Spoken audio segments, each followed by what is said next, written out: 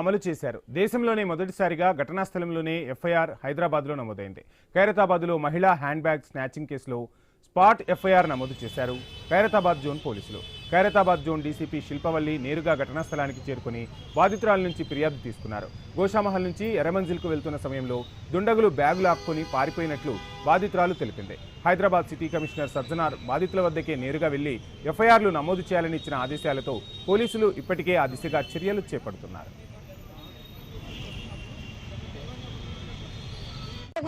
Park తీసేస్తున్నారు. ఇక్కడ sir వాళ్ళకి చెప్పాను, దాన్ని వెంబడించి మెట్రో లైన్ మొత్తం వెళ్ళాక అక్కడ పోలీస్ వాళ్ళు వెతికి సిసిటీవీ మొత్తం చూపించారు. మళ్ళా ఈ స్టేషన్ అని వీళ్ళకి అప్పగించారు. వీళ్ళు యాక్షన్ తీసుకున్నారు. నాది మొత్తం ఏం ఎఫ్ఐఆర్ ఫైర్ చేయాలో చేశారు. పోలీస్ వాళ్ళకి నేను కృతజ్ఞతలు చెప్తున్నాను సార్.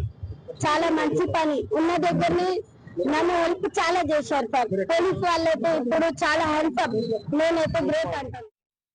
కంప్లైంట్స్ దగ్గర నుంచి కంప్లైంట్ తీసుకునే ప్రక్రియ ఏదైతే ఉంటుందో అది పోలీస్ వారు కొన్ని ఎంచుకోబడిన క్రైమ్స్ లో, అంటే ప్రాపర్టీ క్రైమ్స్ అవ్వచ్చు, మర్డర్స్, తర్వాత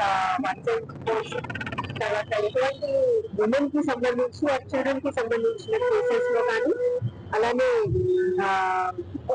certain other category of crimes like marriage offences, property body, SC/ST cases, POCSO cases, వీటన్నిటిలో కూడా మనకి చట్టంలో విక్టిమ్ దగ్గరికి వెళ్ళి అక్కడే స్టేట్మెంట్ రికార్డ్ చేసుకుని అని ఉంది.